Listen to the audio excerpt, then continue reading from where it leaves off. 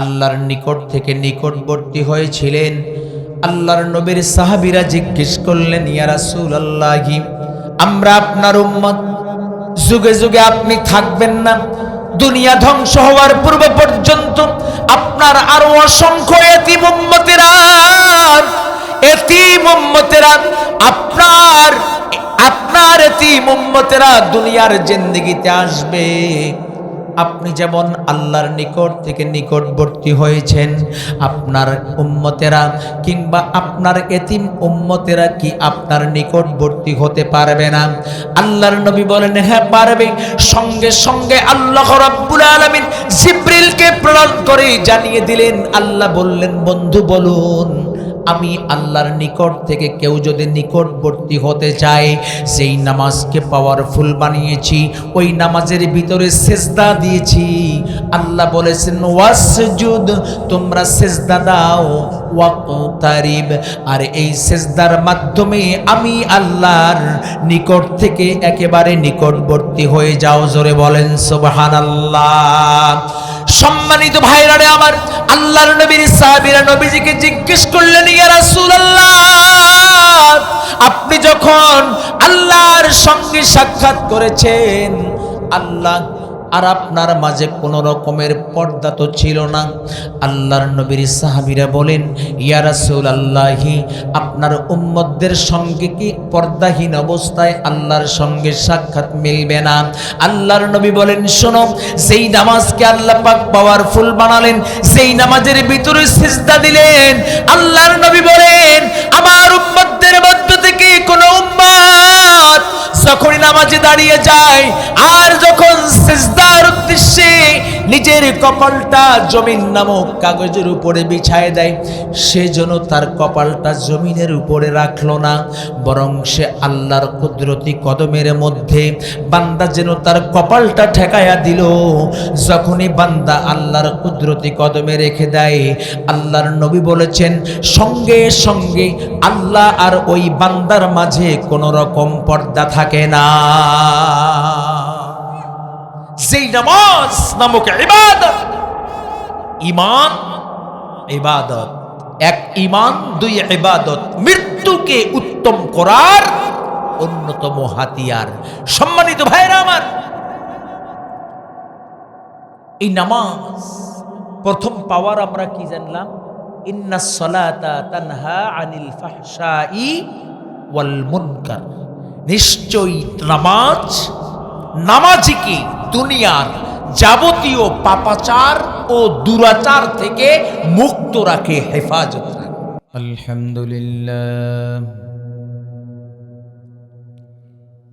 আলহামদুলিল্লাহ নাহমাদুহু ওয়া নাস্তাঈনুহু ওয়া নাস্তাগফিরুহু ওয়া নু'মিনু বিহি ওয়া নাতাওয়াক্কালু আলাইহি ওয়া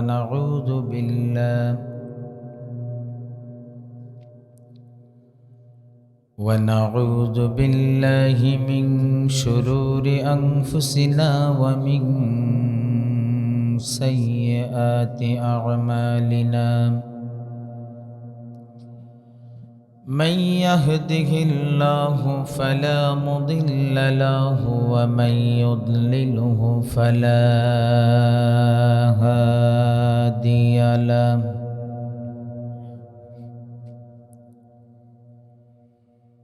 ونشهد أن لا إله إلا الله وحده لا شريك له. ونشهد أن سيدنا ونبينا وشفيعنا وحبيبنا وحبيب أرواحنا ومولانا محمدا عبده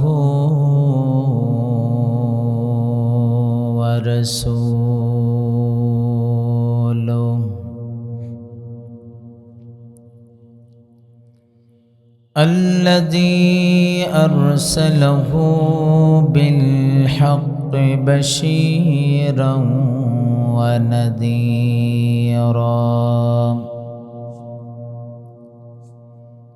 وداعيا إلى الله بإذنه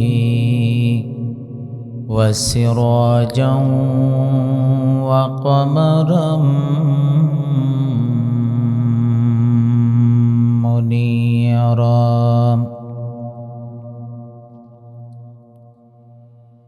أما بعد فقد قال الله تعالى في كلامه المجيد وفرقانه الحميد: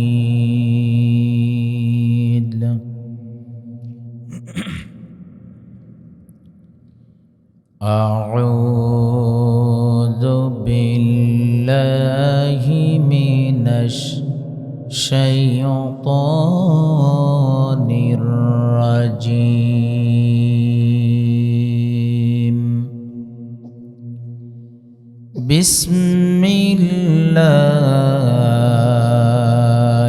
الرحمن الرحيم.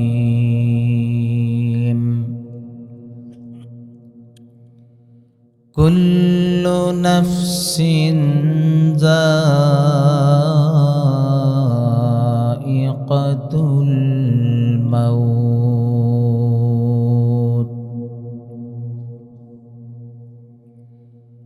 قال رسول الله صلى الله عليه وسلم: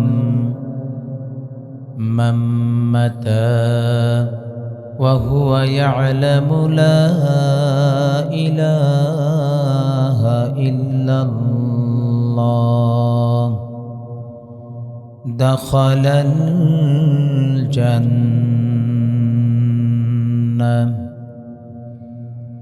الآخر: إن الله وملائكته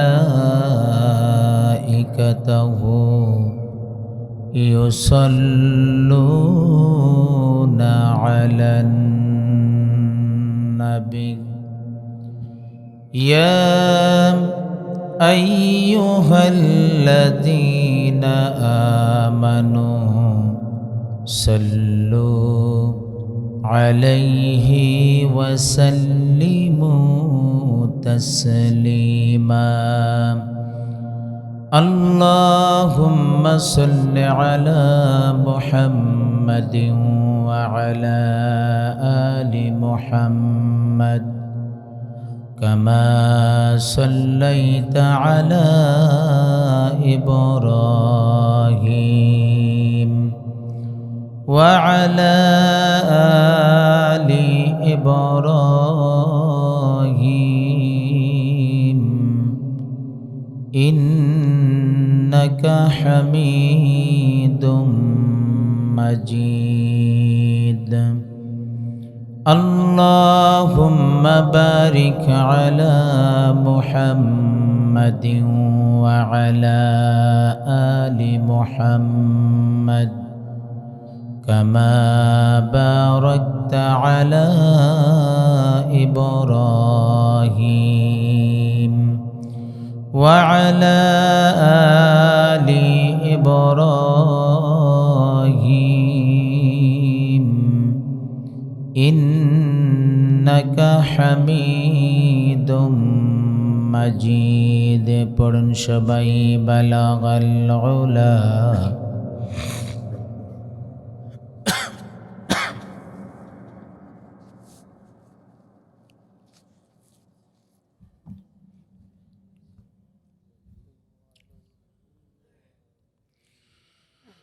यही हम सब मुसाफिर हैं, वही आखिर ठिकाना।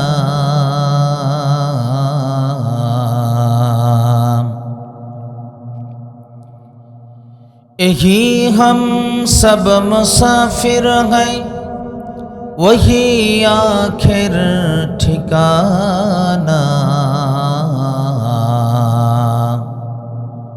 कोई आगे रवाना है, कोई पीछे रवाना बलगल उला बिकमालिही कशफद दुजा बिजमालिही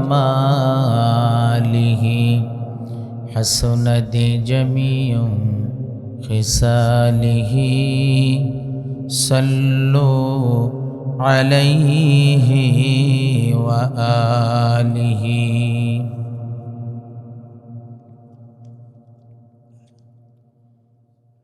मुअज्जज मोहतरम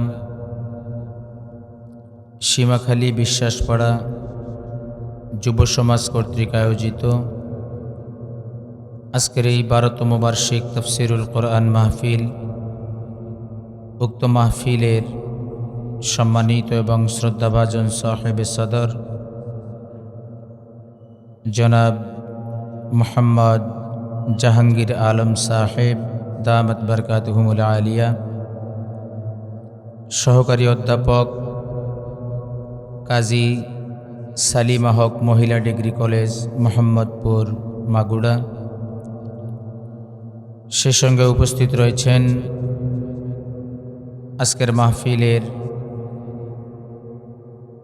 অন্যতম আলোচক বিশিষ্ট আলেমে দ্বীন হযরতুল আল্লাম হযরত মাওলানা খলিলুর রহমান সাহেব, খতিব আল আমিন প্লাইউড জামে মসজিদ।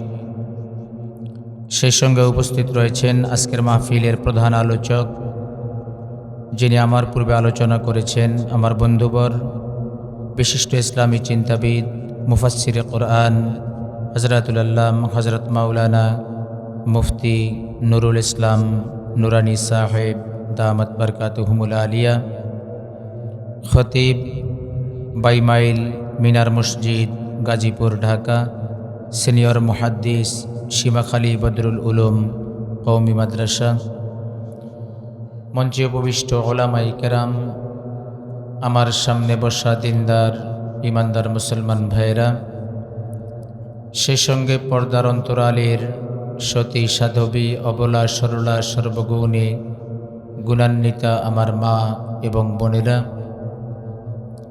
সকলের প্রতি আবারও আমার সশ্রদ্ধ সালাম, আসসালামু আলাইকুম ওয়া রাহমাতুল্লাহি ওয়া বারাকাতুহু। সর্বপ্রথম আমরা সেই মহান মুনিব আল্লাহ সুবহানাহু ওয়া তাআলার দরবারে শুকরগুজার হচ্ছি যে আল্লাহ রাব্বুল ইজ্জাত ওয়াল জালাল আজকে আপনাকে আমাকে আবহাওয়াগত প্রতিকূল পরিস্থিতিকে উপেক্ষা করে দুনিয়াভি বিভিন্ন রকম ফিতনা ফাসাদ, খুন, রাহাজানি, অশ্লীল কাজ থেকে হেফাজত রেখে আজকের এই তাফসিরুল কোরআন মাহফিল তথা বিশ্ব নবীর জবান নিঃসৃত বাণী জান্নাতের প্যান্ডেল, এ জান্নাতের প্যান্ডেলে আসার, বসার, কিছু কথা বলবার এবং শুনবার মতো তৌফিক দান করলেন। সেজন্য আমরা সকলে সেই মহান মুনিবের দরবারে জবানকে উজাড় করে দিয়ে শরীরের সমস্ত শক্তিগুলোকে কণ্ঠের মধ্যে নিয়ে এসে উচ্চ আওয়াজে পুরুষোচিত কণ্ঠে শুকরিয়া আদায় করছি। সকলে বলছি আলহামদুলিল্লাহ। সেই সঙ্গে সংক্ষিপ্ত দরুদ ও সালাম সেই মহান ব্যক্তিত্বের সমীপে, যেই মহান ব্যক্তিত্বের মাধ্যমে মহান আল্লাহ তাবারক তাআলা তামাম পৃথিবীর অসংখ্য পথ ভোলা মানুষদেরকে সৎপথের সন্ধান দিয়েছিলেন। তিনি হচ্ছেন বিশ্ব মানবতার মুক্তির দিশারি রাসূল আকরাম নবী মুকাররম সৈয়দুল মুরসালিন জনাবে মুহাম্মদুর রাসূলুল্লাহ। সকলে বলি সাল্লাল্লাহু আলাইহি ওয়াসাল্লাম। সম্মানিত বন্ধুগণ, সন্ধ্যা থেকে শুরু করে গভীর রজনী পর্যন্ত আপনারা অসংখ্য উলামায়ে কেরামের পবিত্র জবান থেকে অনেক তত্ত্ব এবং তথ্যবহুল আলোচনা শুনে আসছিলেন। তেনাদেরই ধারাবাহিকতায় আমিও সুদূর কুড়িগ্রাম থেকে, আপনাদের এখান থেকে কুড়িগ্রাম প্রায় 400 কিলোমিটার পথ অতিক্রম করে অত্যন্ত ক্লান্ত শরীরে আপনাদের সামনে উপস্থিত হয়েছি। আমার মুকদ্দমায় আল্লাহ পাকের কালামে পাক থেকে ছোট্ট একখানা আয়াতে কারিমা আপনাদের সামনে উপস্থাপন করেছি। সেই সাথে সরকারে দো আলম জনাবে মুহাম্মদুর রাসূলুল্লাহ সাল্লাল্লাহু আলাইহি ওয়াসাল্লামের জবান নিঃসৃত অসংখ্য অগণিত হাদিস থেকে ছোট্ট একখানা হাদিস আপনাদের সামনে উপস্থাপন করেছি। আল্লাহ চাহেন তো উক্ত আয়াত এবং হাদিসের উপরে সংক্ষিপ্ত কিছু আলোচনা পেশ করেই আমি আমার আলোচনা শেষ করবার চেষ্টা করব। ওমা তৌফিকি ইল্লা বিল্লাহ, সকলে বলি আল্লাহুম্মা আমিন। সম্মানিত ভাইরা আমার, আলোচনার সূচনা লগ্নে সর্বপ্রথম আমরা জেনে নিব আল্লাহ পাক তেলাওয়াতকৃত আয়াতের মাধ্যমে আমাদেরকে কি জানান দিলেন। সেই সাথে সরকারে দো আলম জনাবে মুহাম্মদুর রাসূলুল্লাহ সাল্লাল্লাহু আলাইহি ওয়াসাল্লামের হাদিসের মাধ্যমে আল্লাহর নবী আমাদেরকে কি অবগত করালেন। উক্ত আয়াত এবং হাদিসের সরল অনুবাদের মাধ্যমেই আমরা আমাদের আলোচনার দিকে চলে যাব ইনশাআল্লাহ। আমি যে আয়াতে কারিমা তেলাওয়াত করেছি, উক্ত আয়াতে কারিমার মাধ্যমে আল্লাহ পাক গোটা পৃথিবীর সমস্ত মানুষদেরকে জানিয়ে দিলেন। আল্লাহ বলেছেন, কুল্লু নাফসিন যায়িকাতুল মউত। আল্লাহ বলতেছেন প্রত্যেকটা নফসকে, প্রত্যেকটা প্রাণকে, শুধুমাত্র মানুষ না, বরং মানুষ ছাড়া প্রাণ বিশিষ্ট যেই সমস্ত প্রাণী এ পৃথিবীতে আছে, আল্লাহ পাকের যত সৃষ্টি আছে, প্রত্যেকটা সৃষ্টিকে অবশ্যই অবশ্যই মৃত্যুর স্বাদ আস্বাদন করতেই হবে। কথাকার জোরে বলেন। আল্লাহ নিজে বলতেছেন যে কুল্লু নাফসিন যায়িকাতুল মউত। প্রত্যেকটা নফসকে, প্রত্যেকটা প্রাণকে মৃত্যু গ্রহণ করতেই হবে। এটা হলো আমার তেলাওয়াতকৃত আয়াতের সরল অনুবাদ। আর আমি আপনাদের সামনে যে হাদিস খানা উপস্থাপন করেছি, ক্বালা রাসূলুল্লাহি সাল্লাল্লাহু আলাইহি ওয়াসাল্লাম, মান মাতা ওয়া হুয়া ইয়ালামু লা ইলাহা ইল্লাল্লাহ দাখালাল জান্নাহ। আল্লাহর নবী জনাবে মুহাম্মদুর রাসূলুল্লাহ সাল্লাল্লাহু আলাইহি ওয়াসাল্লাম বলেছেন, মৃত্যুর সময় মৃত্যু পথযাত্রী যদি দিলে দিলে এ কথাটি অবগত হতে পারে, এ কথাটি জানতে পারে, বুঝতে পারে যে লা ইলাহা ইল্লাল্লাহ, আল্লাহ ছাড়া কোনো ইলাহ নাই, কোনো আইনদাতা নাই, বিধানদাতা নাই, হায়াতদাতা নাই, মৌতদাতা নাই। যদি শুধুমাত্র এতটুকুন জানে যে লা ইলাহা ইল্লাল্লাহ, আল্লাহর নবী বলেছেন দাখালাল জান্নাহ, অবশ্যই আল্লাহর ওই সমস্ত বান্দাবান্দি কিয়ামতের ময়দানে আল্লাহর জান্নাতে প্রবেশ করবে। এখন আসেন, আমরা আয়াত দ্বারা যেটা বুঝতে পারলাম সেটা হলো আমরা যারা আছি আমাদের সকলকে মৃত্যুবরণ করতেই হবে। হাদিস দ্বারা বুঝতে পারলাম যে যদি কোনো মানুষের জবান থেকে হোক আর দিল থেকে হোক, জবান থেকে বলা হোক আর দিলে দিলে জানা হোক, যদি এতটুকুন কেউ মৃত্যুর সময় জানে যে লা ইলাহা ইল্লাল্লাহ, তাহলে সে অবশ্যই নবীজির কথা মুআফিক কিয়ামতের ময়দানে জান্নাতের অধিবাসী হবে। এখন মৃত্যু তো অবশ্যম্ভাবী। এই মৃত্যুর থেকে আজ পর্যন্ত পৃথিবীর কোনো মানুষ পালাতে পারেনি। এই মৃত্যুর থেকে কোনো মানুষ এ দুনিয়াতে বাঁচবার জন্য কোনো পথ আবিষ্কারও করতে পারেনি। পারছে? যত মানুষ পৃথিবীতে এসেছিল আমরা যারা আছি, আমাদের আগে যেনারা চলে গেছেন, তেনারা কেউ কি এই পথ আবিষ্কার করতে পেরেছে যে যাতে করে মৃত্যুর থেকে বাঁচান যায়? পারে নাই। আমরা যারা আছি আমরাও পারবো না। আমাদের পরে যেনারা আসবেন, পৃথিবী ধ্বংস হওয়ার পূর্ব পর্যন্ত যেনারা আগমন করবেন, তেনারাও পারবেন না। তাহলে এর থেকে বোঝা গেল যে আমরা এসেছি, আমরা মরব। আমরা এসেছি, আমরা মরব। মৃত্যুটা আমাদের জন্য নিশ্চিত। আমি মাঝে মাঝে বলি, আমরা যে এখন পর্যন্ত বেঁচে আছি, একটু চিন্তা করেন তো, একটু চিন্তা করে দেখেন যে আমি যে এখন পর্যন্ত দুনিয়াতে বেঁচে আছি, এটা স্বাভাবিক না, এটা অস্বাভাবিক। কি ঠিক না? দুনিয়াতে যে আপনি আমি আছি, বেঁচে আছি, এটা কি স্বাভাবিক? না, স্বাভাবিক না। যেহেতু আপনার হায়াতের গ্যারান্টি আপনি নিয়ে আসেন নাই, আমিও আমার হায়াতের গ্যারান্টি নিয়ে আসি নাই।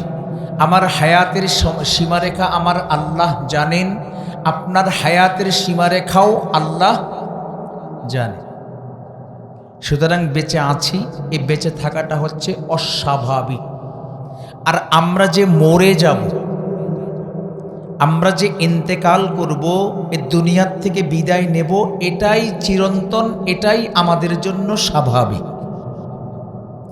কিন্তু যেই মৃত্যুটা আমাদের জন্য স্বাভাবিক, ওই মৃত্যুর জন্য আমি কি করলাম এ দুনিয়াতে? কিছু করেছি?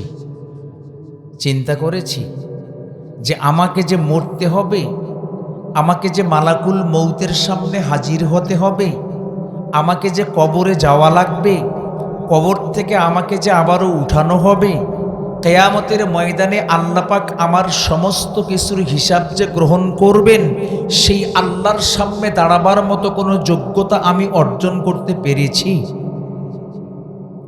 এই চিন্তা কিন্তু আমাদের কারোর নাই। আছে? আমাদের কারোর নাই। আমরা দুনিয়া নিয়ে মত্ত হয়েছি। দুনিয়া কো মজা লেলো, দুনিয়া তোমারা হ্যায়, কো লাখ মারো, দুনিয়া কো সালাম করো, দুনিয়া তোমারা হ্যায়। কি ভাই, ঠিক না? দুনিয়ার রং তামাশা এগুলো নিয়েই মেতে উঠছে, অথচ মৃত্যুর কথা আমাদের মনেই পড়ে না। মৃত্যু যে আমাদের পিছে পিছে ঘুরছে, এটা কি কখনো মাথায় আসে? কি ভাই, আসে? আসে না।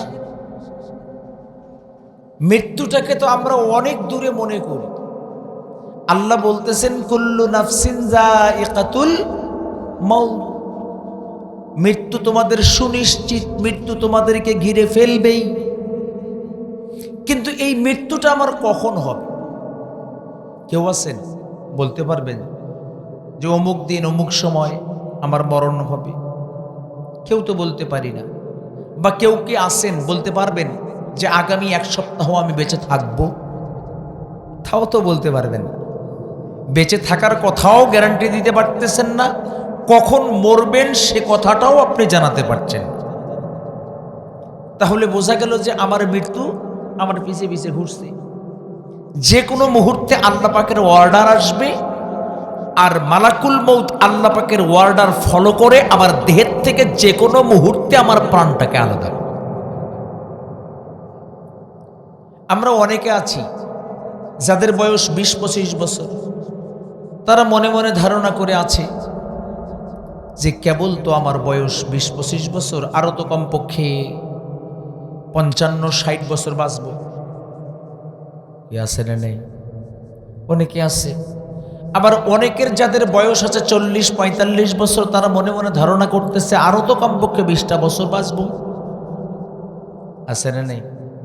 আছে।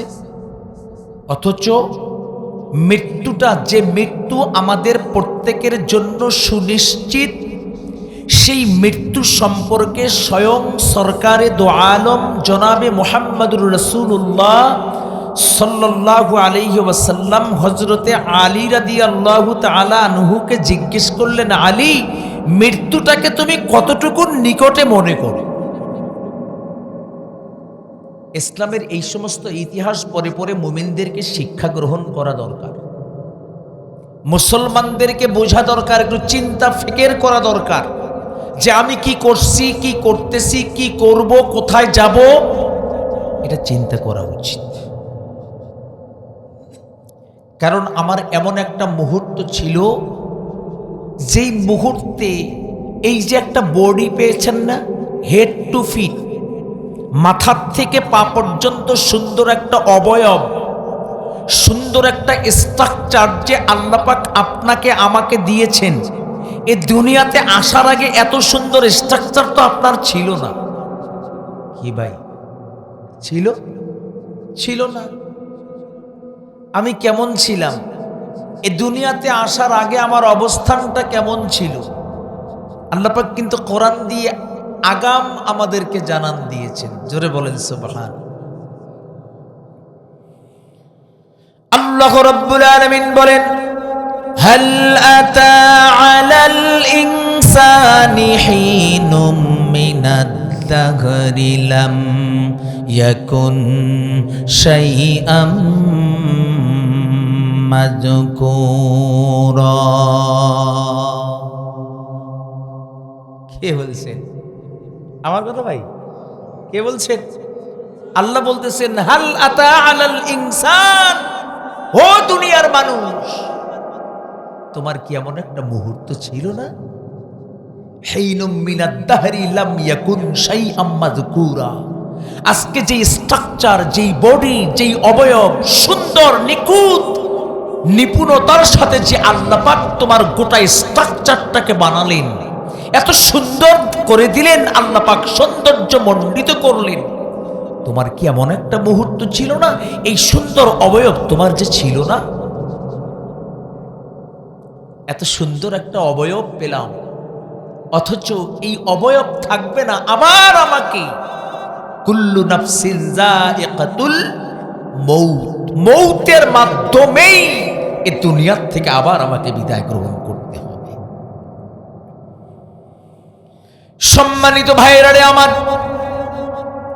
আল্লাহর নবী জনাবি মুহাম্মদুর রাসূলুল্লাহ সাল্লাল্লাহু আলাইহি ওয়াসাল্লাম হযরতে আলীকে ডাক দিয়ে বললেন, আলী শোনো, তুমি মৃত্যুটাকে নিজের জন্য কতটুকু নিকটবর্তী মনে করো? আমরা যারা দুনিয়াতে বেঁচে আছি, আমরা অনেকে মনে করি 40 বছর বাঁচব, অনেকে মনে করি 20 বছর, আবার অনেকে মনে করি এই তো মাত্র 15 বছর আমার বয়স, আরো কমপক্ষে 60 বছর এই দুনিয়ার জিন্দেগিতে চলাফেরা করব। কিন্তু আল্লাহর নবীর সাহাবী, যেই সাহাবীকে জিজ্ঞেস করা হয়েছে কত উঁচু মানের সাহাবী ছিলেন, আল্লাহর কত প্রিয় বান্দা ছিলেন, আগে হযরতে আলীরে একটু চিনে নেন। সম্মানিত ভাইরা রে আমার, সেই নবীজি হযরতে আলীকে জিজ্ঞেস করেছিলেন, সেই আলী কেমন ছিলেন শুনেন। দুনিয়ার জিন্দেগিতে নবীর সাহাবীদের মধ্য থেকে আল আশারাই মুবাশশিরা, আল্লাহর নবীর জবান থেকে সেই 10 জন সাহাবী নবীর জবান থেকে জান্নাতের সনদ পেয়েছিলেন। তন্মধ্যে অন্যতম হলেন হযরতে আলী রাদিয়াল্লাহু তাআলা আনহু। হযরতে আলী রাদিয়াল্লাহু তাআলা আনহু কেমন মানুষ ছিলেন শুনেন। হযরতে আলী তো এমন একজন মানুষ, আল্লাহর নবী দ্বীনের দাওয়াত দিচ্ছিলেন, সবচেয়ে কম বয়সের যেই বালক, যেই যুবক, সবার চেয়ে কম বয়সে নবীর হাতে হাত রেখে কালিমা পড়ে মুসলমান হয়েছিলেন। হযরতে আলীরে চেনেন। হযরতে আলী কেমন মানুষ ছিলেন, যেই হযরতে আলীকে আল্লাহ রাব্বুল আলামিন আসাদুল্লাহিল গালিব, ইসলামের জন্য বাগ বানায়া দুনিয়ার জিন্দেগিতে প্রেরণ করেছিলেন। আলীরে একটু ভালো করে চিনেন। আল হাসানু ওয়াল হুসাইনু রাদিয়াল্লাহু তাআলা আনহুমা সাইয়্যিদা শাবাবি আহলিল জান্নাহ। হযরতে আলী এমন মানুষ ছিলেন, হযরতে হাসান হযরতে হুসাইন রাদিয়াল্লাহু তাআলা আনহুমা সেই দুই ভাই জান্নাতের সমস্ত নওজওয়ানদের সরদার হবেন। সেই হাসান আর হুসাইন রাদিয়াল্লাহু তাআলা আনহুমার পিতা হযরতে আলী, হযরতে আলীর একটু ভালো করে চিনেন। হযরতে আলী হলেন খাতুনে জান্নাত, হযরতে ফাতেমা রাদিয়াল্লাহু তাআলা আনহার স্বামী হযরতে আলী। হযরতে আলীরে চেনেন, হযরতে আলী রাদিয়াল্লাহু তাআলা আনহু খাতামুন নবিয়্যিন আশরাফুল আম্বিয়া জনাবে মুহাম্মদুর রাসূলুল্লাহ সাল্লাল্লাহু আলাইহি ওয়াসাল্লামের প্রিয় জামাতা হযরতে আলী। আল্লাহর নবী হযরতে আলীকে ডাক দিয়ে বলছেন, আলী রে, মৃত্যুটাকে তুমি কতটুকু নিকটবর্তী মনে করো, তোমার কাছ থেকে জানতে চাই। হযরতে আলী রাদিয়াল্লাহু তাআলা আনহু নবীজিকে ডাক দিয়ে বললেন, ইয়া রাসূলুল্লাহ, আমি যখন এক ওয়াক্ত নামাজের ওযু করার জন্য প্রস্তুতি গ্রহণ করি আর যখন ওযু করা শুরু করে দেই, ওযু করতে করতে আমার দিলে বড় ভয় লাগে যে সামনের ওয়াক্ত, আগামী ওয়াক্তের নামাজের ওযুটা আমি করতে পারবো কিনা, এর মাঝেই আমার মরণ হয়ে যায় কিনা। হযরতে আলী, যেই হযরতে আলী নবীর জবান থেকে জান্নাতের শুভ সংবাদ পেলেন, তিনি মৃত্যুকে এত ভয় করতেছেন, এক ওয়াক্তের ওযু করতে গেলে পরবর্তী ওয়াক্তের ওযু করতে পারবে কিনা, এর মাঝেই মালাকুল মউত তার দেহের থেকে প্রাণটা আলাদা করবে, এই ভয়ে অস্থির থাকবে। সম্মানিত ভাইরা রে আমার, হযরতে আলীর জবাব শুনে আল্লাহর নবী হযরতে আলীকে ডাক দিয়ে বললেন, আলী শুনো, মৃত্যুটাকে তুমি এত দূরবর্তী মনে করো, কিন্তু আমি বিশ্ব নবী মৃত্যুটাকে এত দূরবর্তী মনে করতে পারি না। হযরতে আলী অবাক হয়ে গেলেন, আল্লাহর নবীর দিকে তাকালেন, অবাক দৃষ্টিতে তাকিয়ে আছেন। আল্লাহর নবীর কথা শুনে হযরতে আলী রাদিয়াল্লাহু তাআলা আনহু হতচকিত হয়ে গেলেন। আলী বললেন, ইয়া রাসূলুল্লাহ, এটা আবার কেমনে করে দূর হয়ে যায়, আপনি কতটুকু নিকটবর্তী মনে করেন? আল্লাহর নবী বলেন, শোনো, তুমি তো এক ওয়াক্তের ওযু করে পরবর্তী ওয়াক্ত পর্যন্ত বাঁচবার গ্যারান্টি দিতে পারো। আল্লাহর নবী বলেন, আলী রে, আমি তো এমন গ্যারান্টি দিতে পারি না, মৃত্যুটাকে আমি এত নিকটবর্তী এত নিকটবর্তী এত নিকটবর্তী মনে করি, যখন দুরাকাত নামাজের নিয়ত করে ফেলি, এই নামাজ সেই সালামের মাধ্যমে শেষ করতে হয়, সব কিছু শেষ হয়ে যাওয়ার পর ডান কাঁধের দিকে যখন আমি সালাম দেই, আল্লাহর নবী বলছেন, আলী রে, আসসালামু আলাইকুম ওয়া রাহমাতুল্লাহ, এইটা বলে যখন ডান কাঁধের দিকে সালাম ফিরাই, আমার দিলে বড় ভয় লাগে যে ডান কাঁধ থেকে বাম কাঁধ পর্যন্ত বাকি সালামটুকুন দিতে পারি কিনা, এর মাঝেই বুঝি মালাকুল মউত এসে আমি নবীর দেহের থেকে প্রাণটাকে আলাদা করে নেয়। সম্মানিত ভাইরা আমার, যেই মৃত্যুর গ্যারান্টি, জীবনে বেঁচে থাকবার মতো গ্যারান্টি আজকে আপনি আমি কেউ দিতে পারছি না, যে কোনো মুহূর্তে মালাকুল মউত আপনার দেহের থেকে প্রাণটা আলাদা করবে, সেই মৃত্যুর কথা কেমনে করে ভুলে থাকেন? অথচ নবীজি কি বলেছেন? সম্মানিত ভাইরা রে আমার, আল্লাহর নবী তো বলেছেন, আমার উম্মতদের মধ্য থেকে যেই সমস্ত উম্মত, চাই সে নারী হোক আর চাই সে পুরুষ হোক না কেন, আমার উম্মতের মধ্য থেকে যেই সমস্ত উম্মতেরা মৃত্যুকে যত বেশি স্মরণ করতে পারবে, আল্লাহর নবী বলেছেন ওই মৃত্যুর স্মরণটাই আমার ওই উম্মতকে দুনিয়ার পাপ থেকেও মুক্ত রাখতে পারবে। জোরে বলেন সুবহানাল্লাহ।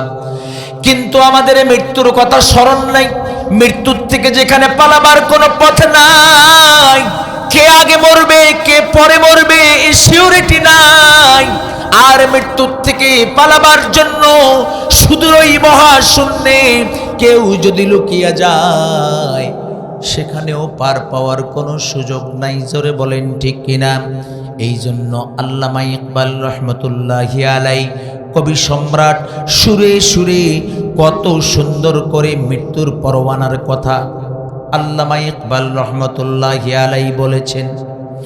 আল্লামা ইকবাল রহমতুল্লাহি আলাই বলেন, আগাঘাত মে মৌত সে কোই বশর নেহি, আগাঘাত মে মৌত সে কোই বশর নেহি, জামান সে বরস কা হ্যায় পল কি খবর নেহি।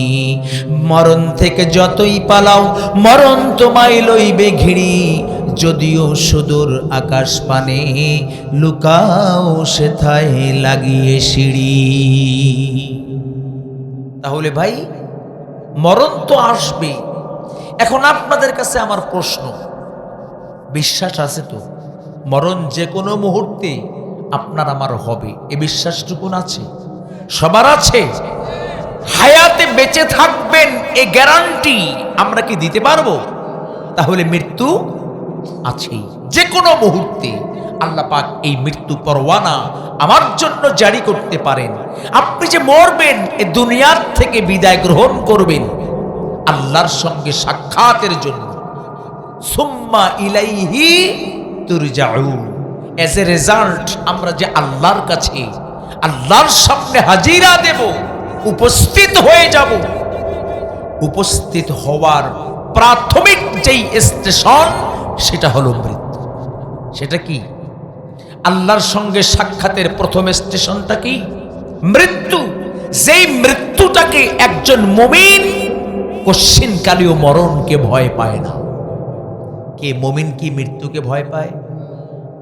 যাদের ভিতরে ঈমান নাই, যাদের ঈমান 24 ঘন্টার 23 ঘন্টা থাকে না, তারা ভয় করতে পারে। কিন্তু যে সমস্ত মুমিনের ঈমান ন্যূনতম হলেও মোটামুটি ভালো আছে, এরা কোনোদিনও মৃত্যুর কথা শুনলে ভয় পায় না। কি ভয় পায়? পায় না। কেন পায় না? আল্লাহর নবী বলছেন। সম্মানিত ভাইয়েরা রে আমার, আল্লাহর নবী বলেন, শুনো,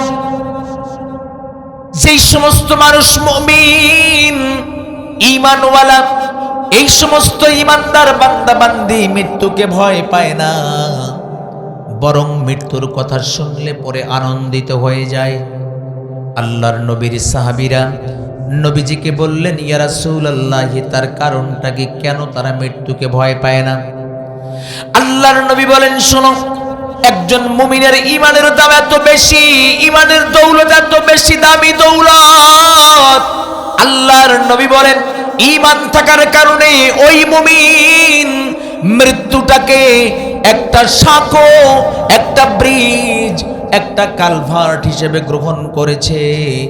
একজন মুমিন জানে আমার জন্য মরণটা হলো একটা ব্রিজ, মরণটা হলো একটা কালভার্ট, মরণটা হলো একটা শাখো। এই মরণ নামক কালভার্টটুকুন কালভার্টটুকুনের এই পারে হলো দুনিয়া, ওই পারে হলো আখিরাত। একজন মুমিন মনে করে মৃত্যু নামক কালভার্টটা অতিক্রম করতে পারলেই আল্লাহর জান্নাত আমার জন্য অপেক্ষা করছে। মৃত্যুকে একজন মুমিন ভয় পায় না, বরং মুমিন জানে যে মৃত্যু নামক এই ব্রিজটা অতিক্রম করতে পারলেই তো আল্লাহর সাক্ষাৎ মিলে যাবে, আল্লাহর জান্নাত আমার জন্য অপেক্ষা করতেছে। সুবহানাল্লাহ। এই মরণ কারো হয় ভালো, কারো কি মন্দ, কারো ভালো, কারো খারাপ, কারো উত্তম, কারো অনুত্তম। উত্তম কাদের? যাদের কালিমা নসিব হয়ে যায়। জোরে বলেন ঠিক কিনা? যাদের কালিমা নসিব হয়ে যায় তাদের মরণটাই হলো উত্তম। আর যাদের কালিমা নসিব হয় না তাদের মরণ হয় বড় কষ্টের, অনুত্তম, লজ্জার। সুতরাং আমরা যারা মুমিন, আমরা যারা নিজেকে ঈমানদার হিসেবে দাবি করি, কমপক্ষে আমাদের মরণটা যেন ভালো হয় এই ব্যবস্থাপনা আপনাকে আমাকে করতে হবে। জোরে বলেন ঠিক কিনা? মরণ যেন ভালো হয়। কেন মরণ ভালো হতে হবে? কারণ নবী বলেছেন এ দুনিয়াতে মরণ যার ভালো হবে, মরণটা যার উত্তম হবে, কবর জগৎটা তার জন্য উত্তম হবে। আল্লাহ কবরে জান্নাতের গালিচা বিছাই দিবেন। আর কবর জগৎ যার ভালো হবে, কিয়ামতের দিনটা তার জন্য ভালো হবে। আল্লাহ পাকের কুদরতি জবান থেকে জান্নাতের ফয়সালা শুনতে পারবেন। সুতরাং মরণটা আমাদের ভালো হওয়া উচিত, মরণটা আমাদের ভালো করা উচিত। এখন মরণটা ভালো করা উচিত, এই জিকির যদি করি মরণ ভালো হবে? বলেন না ভাই, ভালো হবে? হবে না। মরণটাকে ভালো করবার পদ্ধতি জানতে হবে, সেই পদ্ধতি মুআফিক আপনার আমার জীবনকে পরিচালনা করতে হবে। সম্মানিত ভাইরা রে আমার, এই দুনিয়ার কোন মানুষ যদি তার মরণটা ভালো করতে চায়, যেহেতু আল্লাহর নবী বলেছেন যার মরণ ভালো হয় তার কবর জগৎটা ভালো হয়, যার কবর জগৎ ভালো হয় তার পুলসিরাত পার হওয়া সহজ হয়ে যায়, যার পুলসিরাত পার হওয়া সহজ হয়ে যায়। আল্লাহর নবী বলেছেন কিয়ামতের ময়দানে আল্লাহ রাব্বুল আলামিন তার জন্য জান্নাতের ফয়সালা দান করবেন। তাহলে মরণটা কেমনে করে ভালো করতে হবে শুনেন। মৃত্যুর আগে মালাকুল মউতের সামনে যে হাজির হবে রে আল্লাহর গোলাম, মালাকুল মউতের সামনে হাজির হওয়ার আগে আপনাকে আমাকে যোগ্যতা অর্জন করতে হবে, কোয়ালিটি আর কোয়ান্টিটি সম্পন্ন নিজের জীবনকে বানাতে হবে। যদি যোগ্যতা অর্জন করতে না পারি, কোশ্চেন কালেও মালাকুল মউতের সামনে আমাদের মরণটা কিন্তু ভালো হবে না, উত্তম হবে না। আল্লাহর নবীর সাহাবীরা নবীজিকে জিজ্ঞেস করলেন, ইয়া রাসূলুল্লাহ, মরণ যদি আমি ভালো করতে চাই তাহলে দুনিয়ার জিন্দেগিতে আমাকে কোন কোন যোগ্যতা অর্জন করা লাগবে? আল্লাহর নবী বলেন, শোনো, এই মরণটাকে ভালো করতে হলে, উত্তম করতে হলে তোমাকে সাতটা যোগ্যতা অর্জন করতে হবে।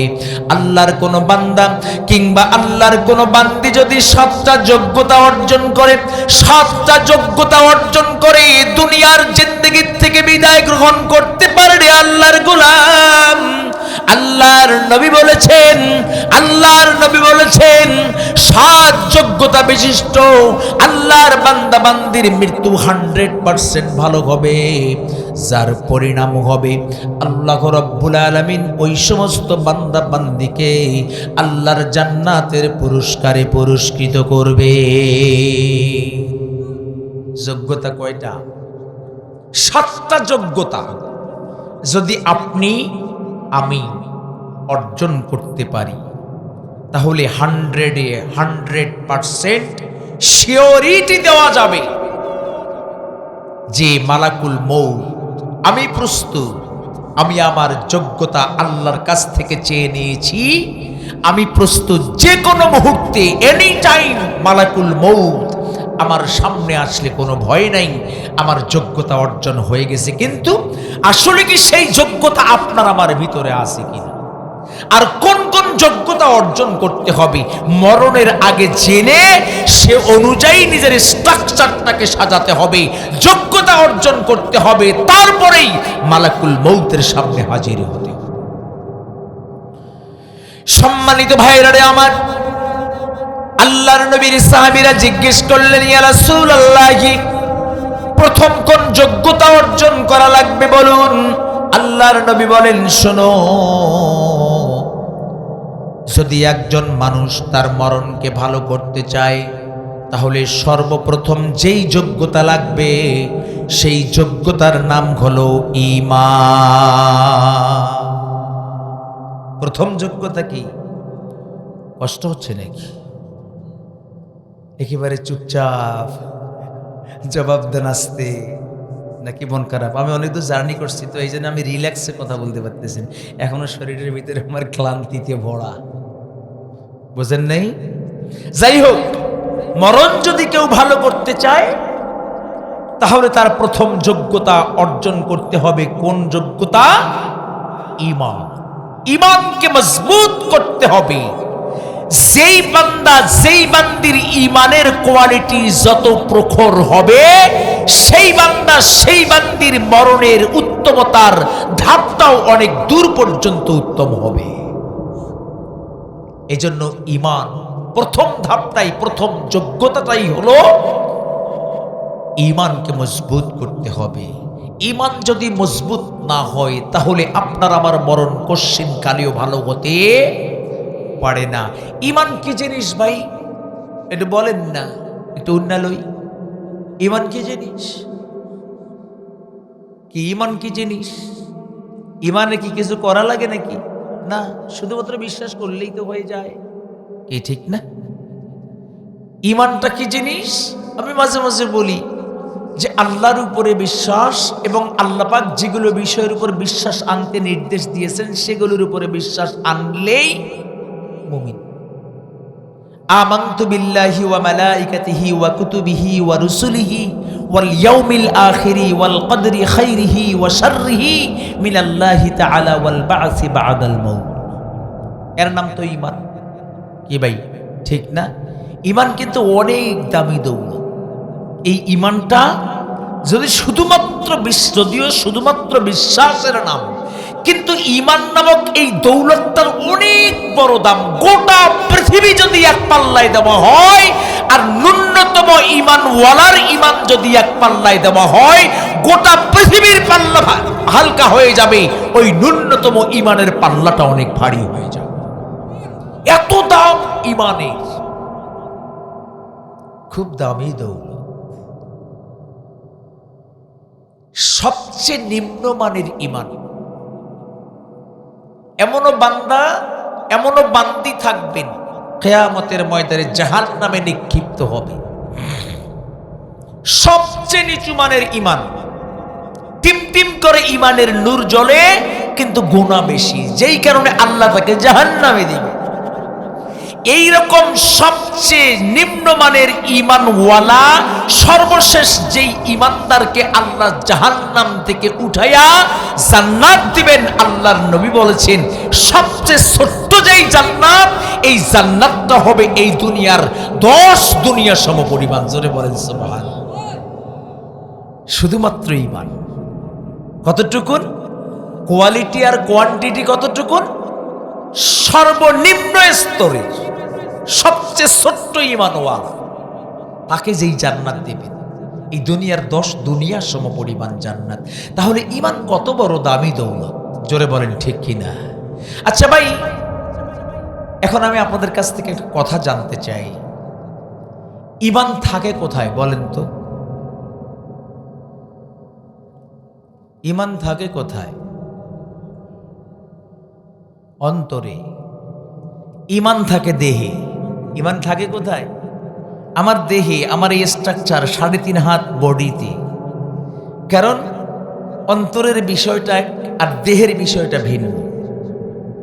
আমার দেহের ভিতরে থাকে ঈমান, ঈমান অবস্থান করে। এখন আপনাদের কাছে আমার যেটা প্রশ্ন সেটা হলো, আমার ঈমান, আপনি আপনাকে জিজ্ঞেস করেন, আমার ঈমান কি all time per day 24 hours, প্রত্যেক দিন 24 ঘন্টা আমার ঈমান কি আমার দেহে অবস্থান করছে, নাকি কখনো কখনো আমার ঈমান হারিয়ে যাচ্ছে? কথা বোঝেন নাই?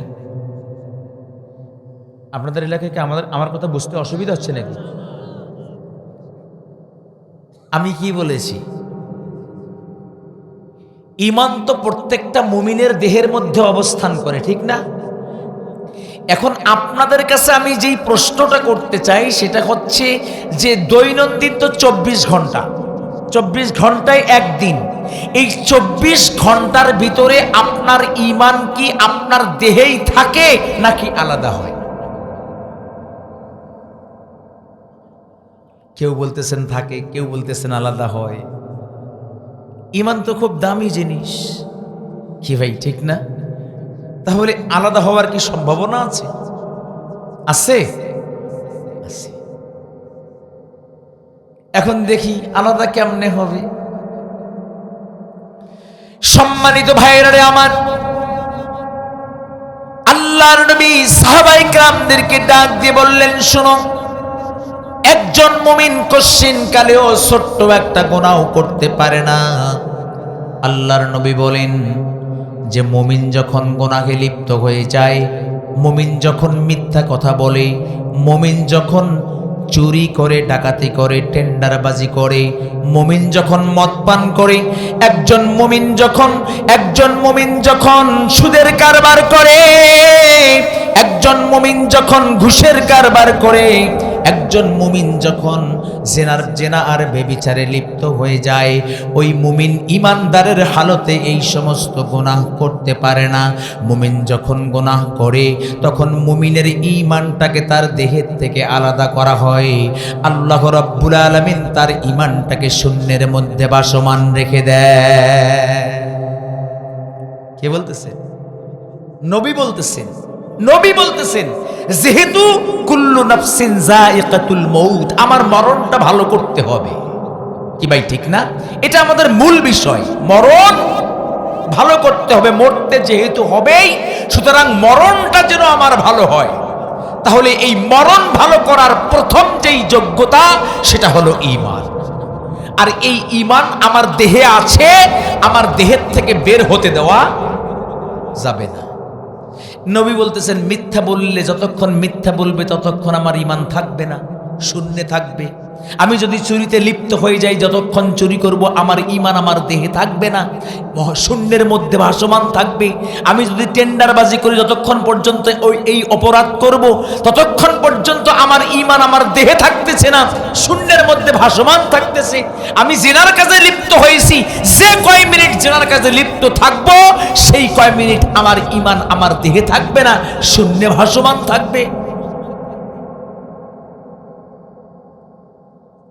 তাহলে আমি কি গুনাহ করি? কি ভাই বলেন না, গুনাহ করি? এমন একজন ব্যক্তি হাত উঠান না যে গুনাহ জীবনে করেন নাই। পারবেন? আরে আমিও তো উঠাইতে পারবো না। তাহলে এখন চিন্তা করেন তো, যদি আপনার আমার মাধ্যমে গুনাহ সংগঠিত হয়েই যায়, আর হবেই তো, ওয়াল আসর ইন্নাল ইনসানা লাফি খুসর। গুনাহ আমরা করব না, করবেটা কি? ভাই, গুনাহ যদি আমরা না করি, করবেটা কি? ফেরেশতারা করবে? ফেরেশতাদেরকে তো গুনাহ করার যোগ্যতা আল্লাহ পাক দেনই নাই। কি দিয়েছেন? দেন নাই। এই জন্য ফেরেশতাদের চেয়েও মানুষ হলো আরো বেশি দাম, অনেক দাম। কারণ কি জানেন? আল্লাহ পাক ফেরেশতাদেরকে শুধুমাত্র নেক করার যোগ্যতা দিয়েছেন, গুনাহ করার যোগ্যতা দেন নাই। আর মানুষকে নেক করার যোগ্যতা যেমন দিয়েছেন, পাশাপাশি তেমনি গুনাহ করার যোগ্যতাও আল্লাহ পাক দিয়েছেন। যেই মানুষ নিজেকে এই দুনিয়ার জিন্দেগিতে যত বেশি গুনাহ থেকে মুক্ত রাখতে পারবে, সেই মানুষটা আল্লাহর কাছে তত বেশি প্রিয় হবে, তত বেশি দামি হবে। তাহলে আমাদের দ্বারা গুনাহ হয়, কি বলেন? এখন সাপোজ আপনি একটা সত্যকে না, একটা মিথ্যাকে সত্য বানাবার জন্য, একটা মিথ্যাকে সত্য বানাবার জন্য অনেক সুন্দর করে গুছিয়ে মানুষের সামনে উপস্থাপন করেছে, যাতে করে মানুষ বোঝে আসলে এটা সত্য, কিন্তু সত্য নয়, মিথ্যা। তাহলে আপনি সত্য যে বানালেন, কি দিয়ে বানিয়েছেন? মিথ্যা কথা দিয়ে। এই যে 5 মিনিট, 3 মিনিট, 2 মিনিটে মানে সাজিয়ে গুছিয়ে আপনি যে মিথ্যাটাকে সত্য বানালেন, এই 3 মিনিট পর্যন্ত আপনার ঈমান আপনার দেহে অবস্থান করে নাই। এই 3 মিনিটের জন্য আল্লাহ পাক আপনার ঈমানটাকে আপনার দেহের থেকে বের করে শূন্যে ঝুলন্ত অবস্থায় রেখে দিয়েছে। এখন আমার ঈমান শূন্যে, আমার দেহ হলো জমিনে। কি ভাই? আমার ঈমান শূন্যে আর আমার দেহ কোথায়? জমিনে। এমন এক মুহূর্তে মালাকুল মউত আমার সামনে হাজির। কি ঠোঁট দিয়ে কালেমা নসিব হবে তো? আর নসিব হবে কেমনে? আপনার আমার তো ঈমানটা আমার কাছে নাই, ঈমানের জোরে তো কালেমা কালেমা বের হবে জবান থেকে। আমার দিল, আল্লাহ রাসূল যে বলেছেন, ক্বালা রাসূলুল্লাহি সাল্লাল্লাহু আলাইহি ওয়াসাল্লাম, মান মাতা ওয়া হুয়া ইয়ালামু লা ইলাহা ইল্লাল্লাহ দাখালাল জান্নাহ। মৃত্যুর সময় মৃত্যু পথযাত্রী বান্দা কিংবা বান্দি যদি এতটুকু অবগত হয়, মনে মনে ধারণা পোষণ করে লা ইলাহা ইল্লাল্লাহ দাখালাল জান্নাহ, এই ধারণা পোষণ করবে এটা কেমনে? আমার দেহ তো জমিনে, আমার ঈমান তো আসমানে। শুননি তাহলে এই ঈমানের কোয়ালিটি নিয়ে মৃত্যু কি ভালো হবে? বলেন বলেন, জোরে বলেন, ভালো হবে? হবে না, ভালো করতে হবে।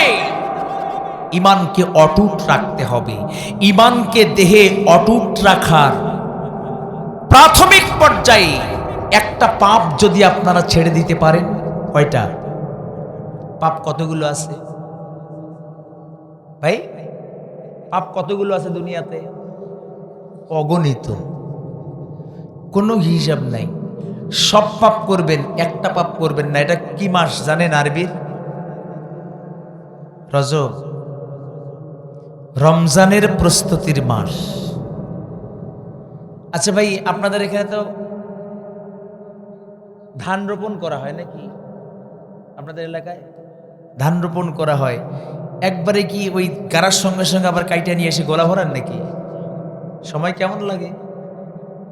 3-4 মাস, 5 মাস, 3 মাস, 4 মাস, ধরলাম 4 মাস। আচ্ছা, এই 4 মাসে আপনারা যে কিছু করেন না, ওই যে মানে রোয়ার যেই গুছি না, আপনাদের কি বলে এদিকে? হ্যাঁ, গুছি বলে।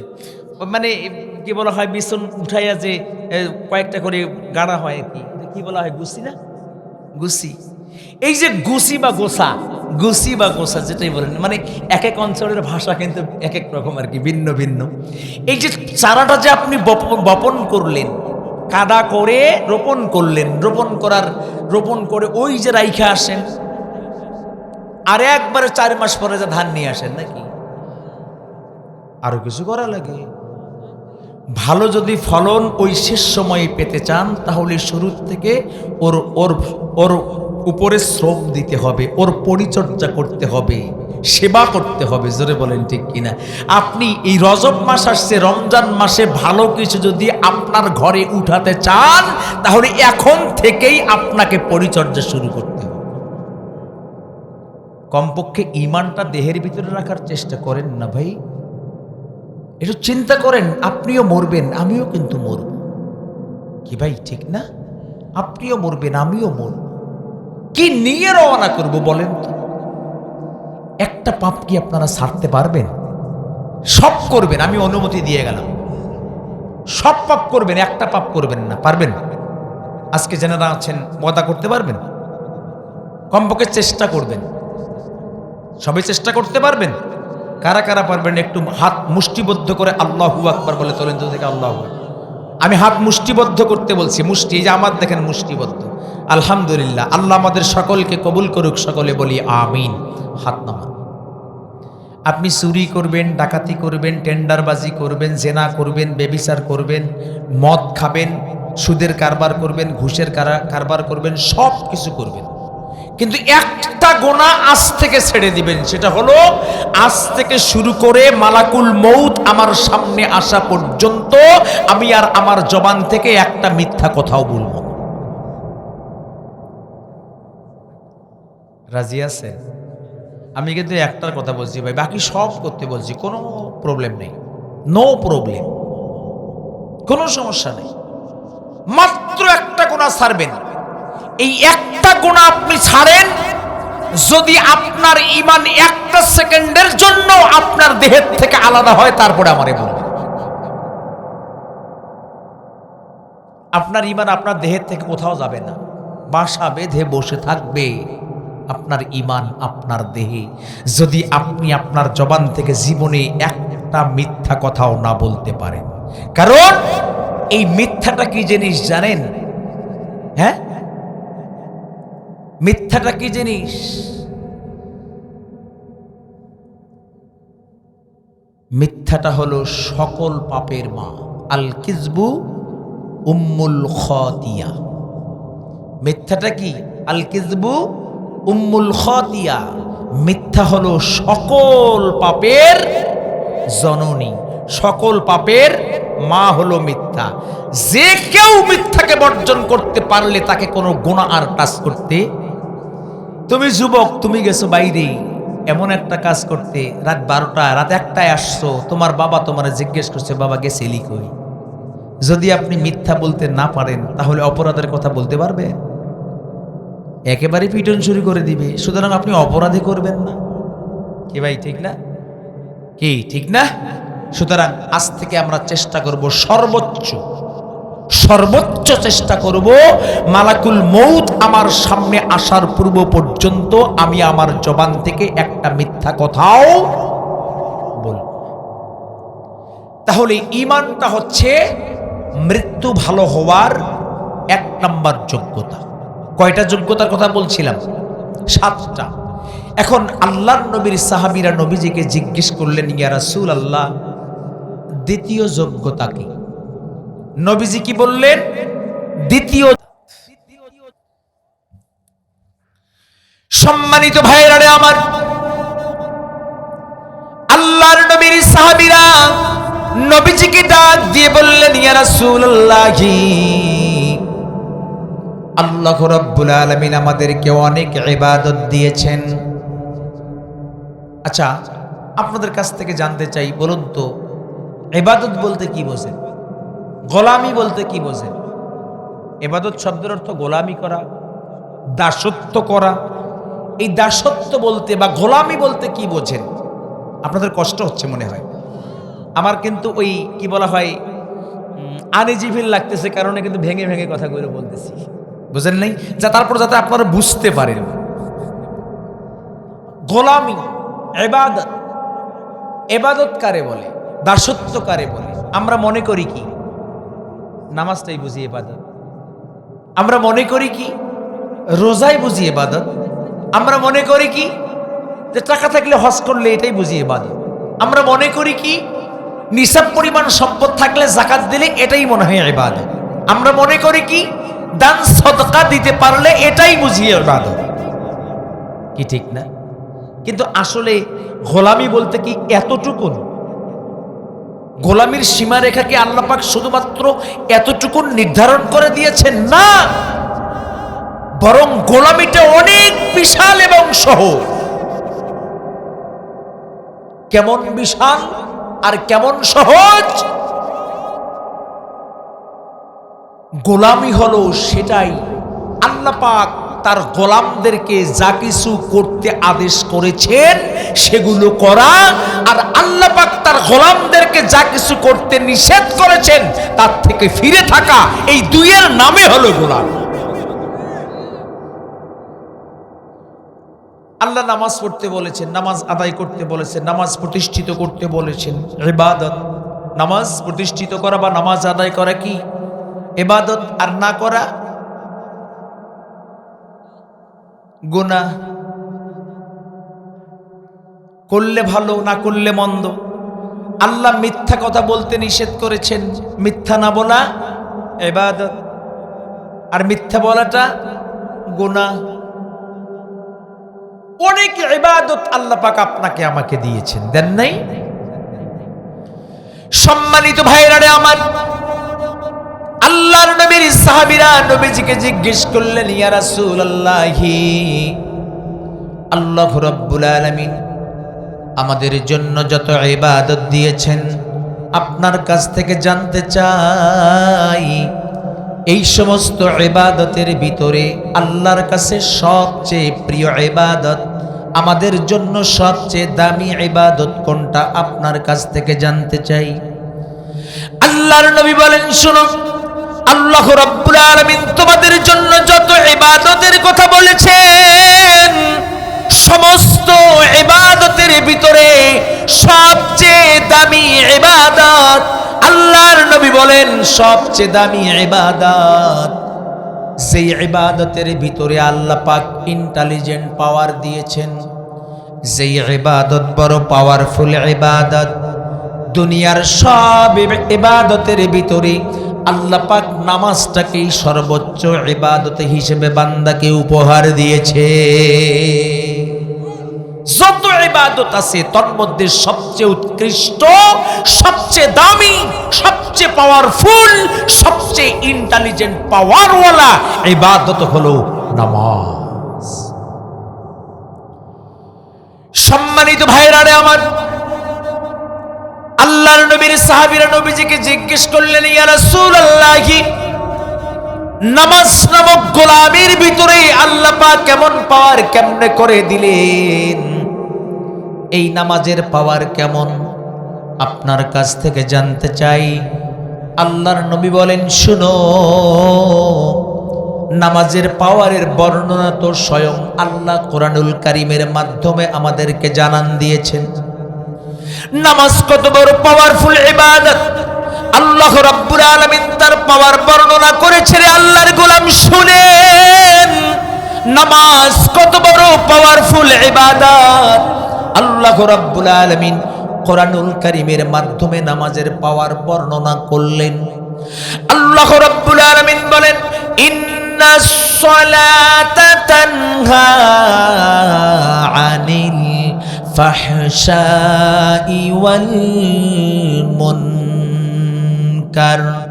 আল্লাহ রাব্বুল আলামিন বলেন, দুনিয়ার মানুষ নামাজ নামক গোলামের ভিতরে আমি আল্লাহ রাব্বুল আলামিন এমন ইন্টেলিজেন্ট পাওয়ার দিয়েছি রে আমার গোলাম। আমার কোন বান্দা কিংবা বান্দি যদি সঠিকভাবে নবীর দেওয়া নির্দেশ মোয়াফেক, যদি কোনো বান্দা কিংবা বান্দি যদি খুশু আর খুজুর সাথে, নিয়মতান্ত্রিকতার সাথে আমার কোনো বান্দা কিংবা বান্দি যদি নামাজ নামক গোলামি তার জীবনে প্রতিষ্ঠিত করতে পারে, নামাজ নামক গোলামির এত বড় পাওয়ার, এত বড় পাওয়ার, যেই নামাজটাই ওই নামাজি ব্যক্তিকে দুনিয়ার সমস্ত পাপাচার এবং দুরাচার থেকে হেফাজত করবে। দুনিয়ার সমস্ত পাপ থেকে মুক্ত রাখবার একটাই মাত্র হাতিয়ার, একটাই পাওয়ারফুল ইবাদত, যেই ইবাদতের নাম হলো নামাজ। আর এই নামাজটা হচ্ছে মৃত্যুকে উত্তম করার দ্বিতীয় হাতিয়ার। সম্মানিত ভাইরা রে আমার, নামাজের পাওয়ার কেমন দেখেন একটু চিন্তা করে। আল্লাহর নবীর সাহাবীরা নবীজিকে জিজ্ঞেস করেছিলেন, ইয়া রাসূলুল্লাহ, মিরাজের রজনীতে আপনি তো আল্লাহর নিকটে একেবারে কাছে গিয়েছিলেন, সামনাসামনি বসে পড়েছিলেন, দূরত্ব ছিল না, আল্লাহর নিকট থেকে নিকটবর্তী হয়েছিলেন। আল্লাহর নবীর সাহাবীরা জিজ্ঞেস করলেন, ইয়া রাসূলুল্লাহ, আমরা আপনার উম্মত, যুগে যুগে আপনি থাকবেন না, দুনিয়া ধ্বংস হওয়ার পূর্ব পর্যন্ত আপনার আরো অসংখ্য এতিম উম্মতেরা আপনার এতিম উম্মতেরা দুনিয়ার জিন্দেগিতে আসবে। আপনি যেমন আল্লাহর নিকট থেকে নিকটবর্তী হয়েছেন, আপনার উম্মতেরা কিংবা আপনার এতিম উম্মতেরা কি আপনার নিকটবর্তী হতে পারবে না? আল্লাহর নবী বলেন, হ্যাঁ পারবে। সঙ্গে সঙ্গে আল্লাহ রাব্বুল আলামিন জিবরিলকে প্রেরণ করে জানিয়ে দিলেন। আল্লাহ বললেন, বন্ধু বলুন, আমি আল্লাহর নিকট থেকে কেউ যদি নিকটবর্তী হতে চায়, যেই নামাজকে পাওয়ারফুল বানিয়েছি, ওই নামাজের ভিতরে সেজদা দিয়েছি। আল্লাহ বলেছেন, ওয়াসজুদ, তোমরা সেজদা দাও, ওয়াকতারিব, আর এই সেজদার মাধ্যমে আমি আল্লাহর নিকট থেকে একেবারে নিকটবর্তী হয়ে যাও। জোরে বলেন সুবহানাল্লাহ। সম্মানিত ভাইরা রে আমার, আল্লাহর নবীর সাহাবীরা নবীজিকে জিজ্ঞেস করলেন, ইয়া রাসূলুল্লাহ, আপনি যখন আল্লাহর সঙ্গে সাক্ষাৎ করেছেন, আল্লাহ আর আপনার মাঝে কোনো রকমের পর্দা তো ছিল না। আল্লাহর নবীর সাহাবীরা বলেন, ইয়া রাসূলুল্লাহ, আপনার উম্মতদের সঙ্গে কি পর্দাহীন অবস্থায় আল্লাহর সঙ্গে সাক্ষাৎ মিলবে না? আল্লাহর নবী বলেন, শোনো, যেই নামাজকে আল্লাহ পাক পাওয়ারফুল বানালেন, যেই নামাজের ভিতরে সিজদা দিলেন, আল্লাহর নবী বলেন, আমার উম্মতদের মধ্য থেকে কোনো উম্মত যখনই নামাজে দাঁড়িয়ে যায় আর যখন সিজদার উদ্দেশ্যে নিজের কপালটা জমিন নামক কাগজের উপরে বিছায় দেয়, সে যেন তার কপালটা জমিনের উপরে রাখলো না, বরং সে আল্লাহর কুদরতি কদমের মধ্যে বান্দা যেন তার কপালটা ঠেকায়া দিল। যখনই বান্দা আল্লাহর কুদরতি কদমে রেখে দেয়, আল্লাহর নবী বলেছেন সঙ্গে সঙ্গে আল্লাহ আর ওই বান্দার মাঝে কোনো রকম পর্দা থাকে না। যেই নামাজ নামক ইবাদত, ঈমান ইবাদত, এক ঈমান দুই ইবাদত, মৃত্যুকে উত্তম করার অন্যতম হাতিয়ার। সম্মানিত ভাইরা আমার, এই নামাজ প্রথম পাওয়ার আমরা কি জানলাম? ইন্নাস সালাতা তানহা আনিল ফাহশাই ওয়াল মুনকার। নিশ্চয়ই নামাজ নামাজিকে দুনিয়ার যাবতীয় পাপাচার ও দুরাচার থেকে মুক্ত রাখে, হেফাজত রাখে। কিন্তু আজকাল আপনাদের এই মাগুরা এলাকায় না, আমি আমার এলাকার কথা বলতেছি, আপনাদের মাগুরা বা যশোরের মানুষ অনেক ভালো, হয়তো বা আপনাদের সঙ্গে আগে তেমন পরিচয় হয়নি, আমার জীবনেই প্রথম আসলাম, আমি তো বলতেও পারবো না। আজকে কিছুটা আঁচ করেছে, অনেক ভালো মানুষ আপনাদের এলাকার, আলহামদুলিল্লাহ। আমাদের এলাকার কথা বলি, আল্লাহ পাক পবিত্র কোরআনুল কারীমের মাধ্যমে ঘোষণা করলেন নামাজ নামাজিকে দুনিয়ার সমস্ত রকমের পাপ থেকে মুক্ত রাখবে। কিন্তু আমাদের এলাকায় দেখা যায় অনেক 5 ওয়াক্ত নামাজি তাকবীরে উলার সঙ্গে মসজিদে গিয়ে নামাজ পড়ে, একদিকে নামাজ অন্যদিকে মিথ্যাই ছাড়ে না, একদিকে নামাজ পড়ে অন্যদিকে কেমনে করে অন্যের জমির আইল কাইটটা নিজের জমিনের পরিমাণটা বড় করে। আবার অনেককে দেখা যায় নামাজও পড়ে চুরিও করে, নামাজও পড়ে ডাকাতিও করে, নামাজও পড়ে সুদের কারবার করে। আবার অনেককে দেখা যায় নামাজও পড়ে ঘুষের কারবারও করে, নামাজও পড়ে জেনাবে বিচারও করে। আপনাদের এলাকায় তো এগুলো নেই, আমাদের এলাকায় অনেক আছে। এখানেও আছে? কি কয়? আমি তো মনে করছি নাই। আপনারা এই সাক্ষ্য দিলেন, আমার সামনেও খারাপ বানালেন আপনাদের নিজেদেরকে।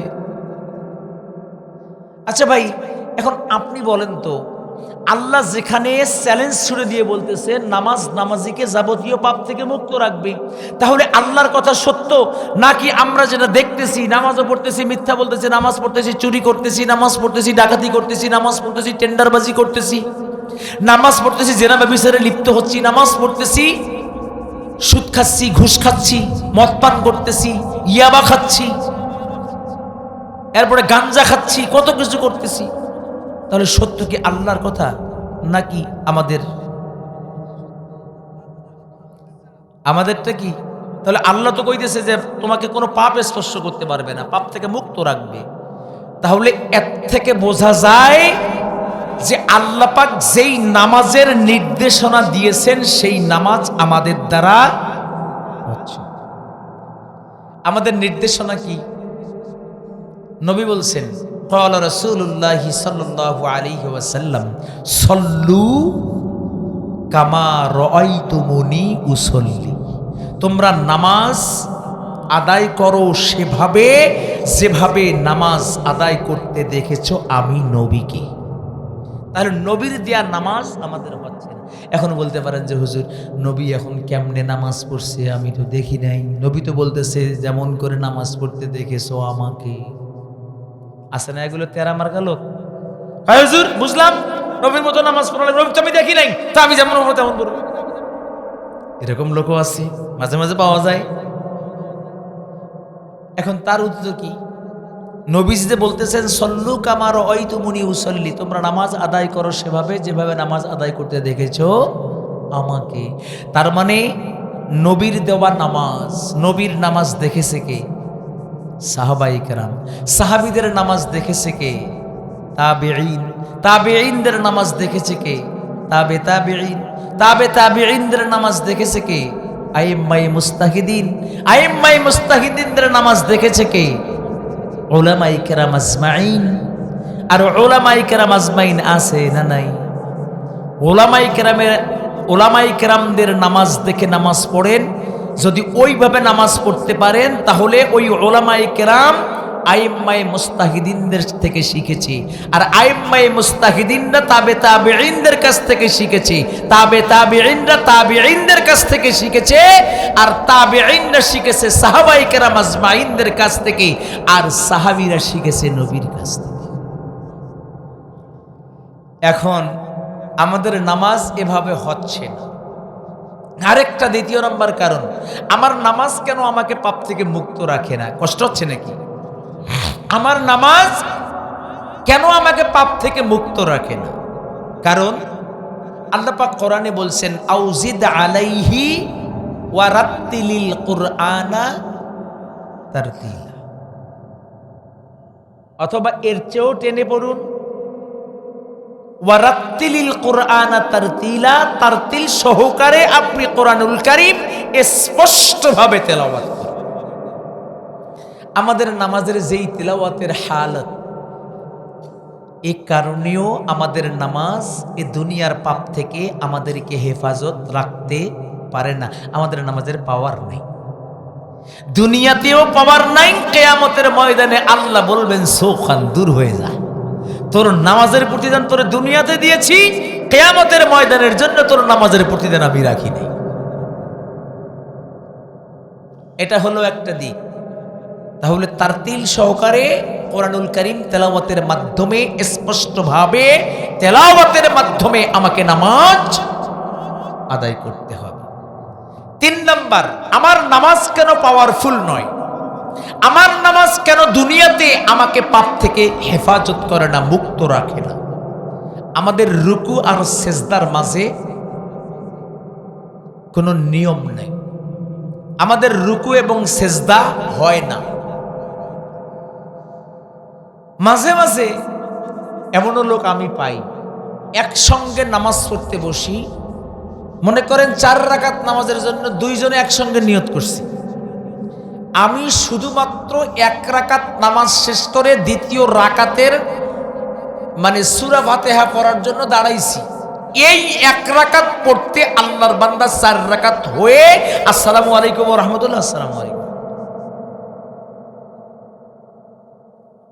এমনও নামাজি আছে মসজিদে ঢুকতে দেরি, বের হতে দেরি নেই।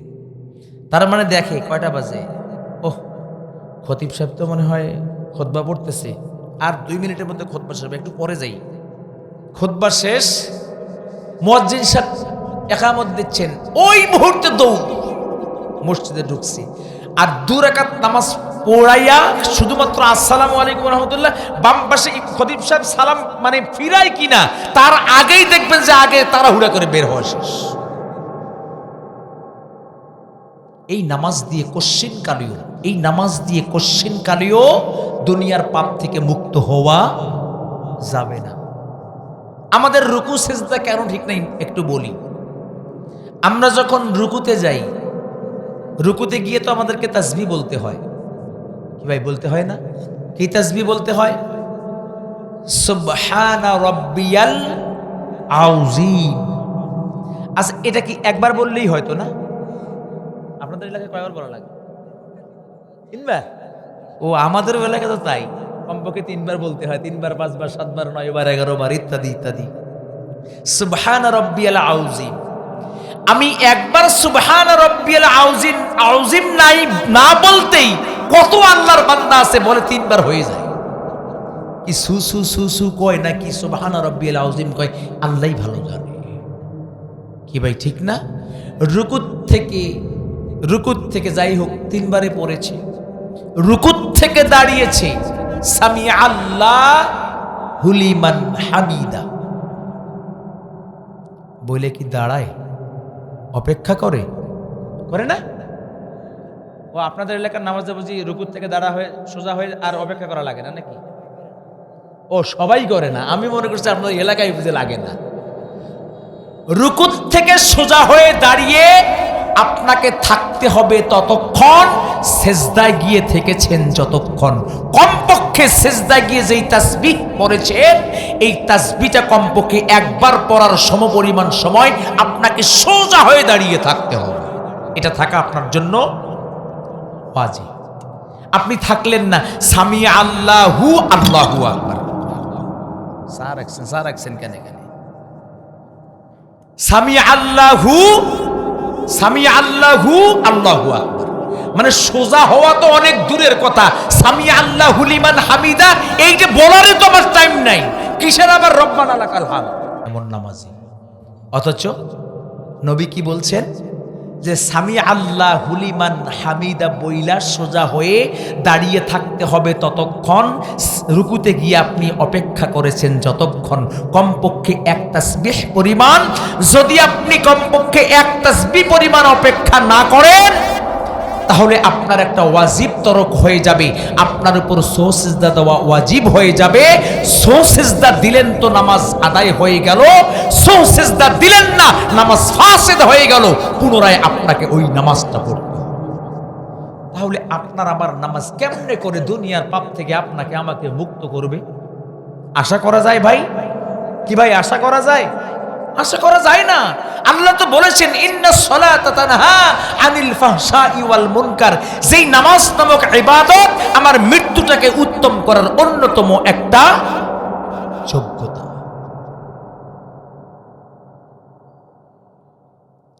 যত লম্বা করবেন দাঁড়িয়ে তত আপনার জন্য মজা। আল্লাহর নবী কি বলছেন জানেন? রুকুত থেকে সোজা হয়ে দাঁড়িয়ে এবং দুই সেজদার মাঝখানে বসে ওই জায়গায় আল্লাহর কোনো বান্দা কিংবা বান্দি যেই প্রার্থনা যেই দোয়া আল্লাহর কাছে করবে সেটাই আল্লাহ পাক 100% কবুল করবেন। একদিন তো এক সাহাবী শোনেন, আমার দিকে তাকান না ভাই, তো আসতেছে, অসুবিধা নাই নাকি? দোয়া করে দেব?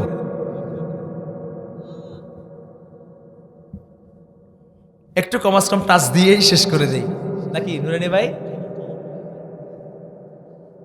কি যে একটা মজা। একদিন এক সাহাবী নবীজির ইমামতিত্বে ইক্তেদা করেছেন।